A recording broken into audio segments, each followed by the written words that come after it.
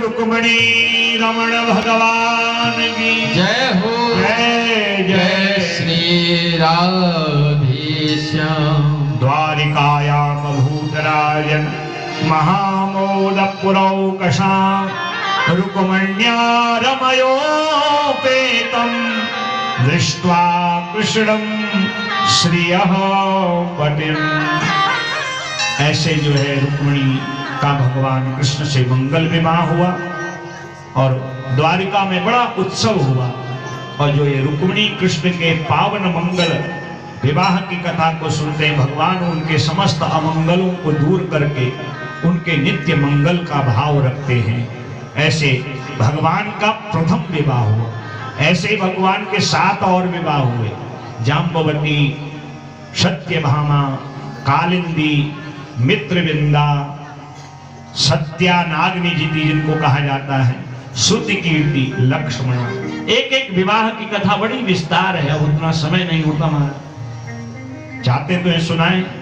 और इन्हीं रुक्मिणी मां से भगवान के पहले पुत्र हुए, जो भगवान के ही अंशावतार है, प्रद्युम्न। और प्रद्युम्न के बेटा हुए अनिरुद्ध।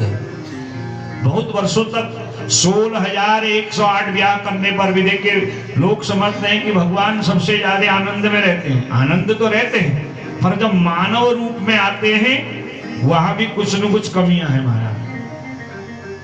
16,108 रानियां हैं, वंश बढ़ाने वाली संतान ही नहीं है। और तब शिव पुराण में कथा आती है कि उपमन्यु ने पाशुपत विद्या का ज्ञान दिया और भगवान ने शिव की आराधना करी, और शिव आराधना से उनके प्रत्येक रानी से 10-10 बेटा, एक एक कन्या का जन्म हुआ, और उनके भी 10-10 बेटा हुए। इस प्रकार 56 करोड़ यादवों से जितनी भारतवर्ष की जनसंख्या आज है ना, ठीक उससे आधे के लगभग जो है, इतने तो खाली यदुवंशी थे उस समय। औरों की तो छोड़ो महाराज, कौरव पांडव उनकी तो छोड़ो, इतने यदुवंशी थे। रुक्मिणी से जो पहले बेटा हुए उसका जो है संबरासुर ने हरण कर लिया, क्योंकि ये प्रद्युम्न ही कामदेव के अवतार हैं। और भगवान संबरासुर तक जो है प्रद्युम्न पहुंच गया है, संदेश देने के लिए नारद जी आए। और इधर भगवान आकुल बाकुल, ये कथा देवी भागवत में भी आती है। और तब भगवान ने रुक्मिणी सहित देवी की आराधना की। देवी ने कहा अतः 16 प्राप्ते, अभी तुम्हें 16 वर्ष इंतजार करना पड़ेगा, क्योंकि तुम्हारे जो पुत्र हैं कामदेव के अवतार हैं। शंबरासुर ने भगवान श्री कृष्ण के मान हरण करने के लिए रचना करी।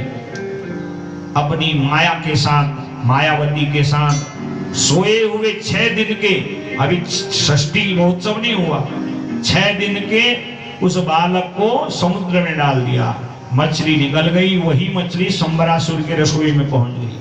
जैसा भगवान ने निर्देश दिया था, भगवान शंकर ने, जब भगवान शिव के नेत्राग्नि में कामदेव जल के नष्ट हुआ था, जब यदुवंश कृष्ण अवतारा, जब यदुवंश में भगवान का अवतार होगा, भगवान के प्रथम पुत्र प्रद्युम्न तुम्हारा पति बन के आएगा, मछली के पेट में निकलेगा, और उसका पालन पोषण पति की तरह करना। और वही किया।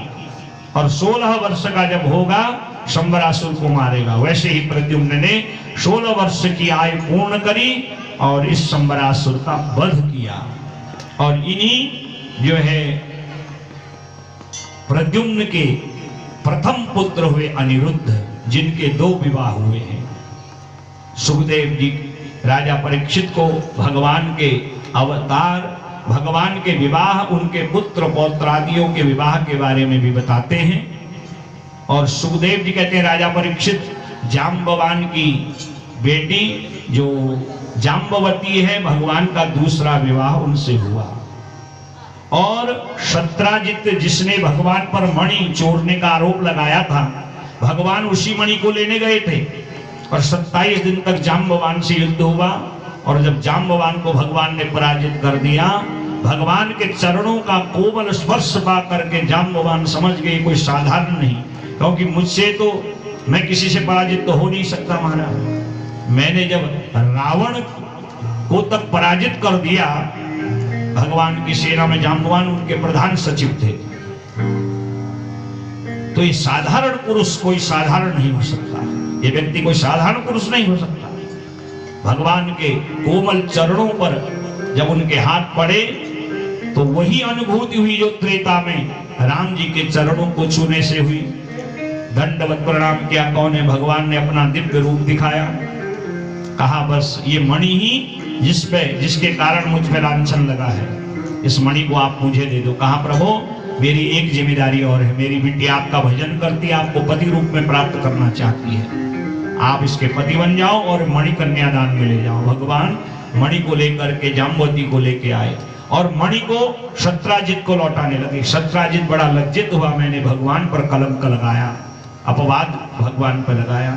अपनी बेटी सत्यभामा जो भगवान से प्रेम करती है उसका ब्याह कर दिया और कहा प्रभु मणि भी आप ही रखिए। भगवान कहते देखो ये आपकी संपत्ति है, आपने सूर्य की आराधना करी तभी भगवान सूर्य ने आपको इस समंतक सूर्यकांत मणि दी है।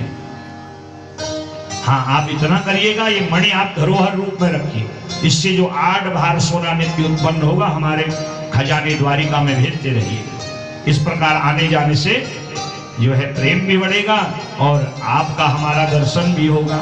तीसरा ब्याह इस प्रकार सत्राजित ने अपनी बिटिया सत्यभामा से कराया। चौथा विवाह सूर्य और यमुना की बेटी कालिंदी के साथ भगवान का हुआ।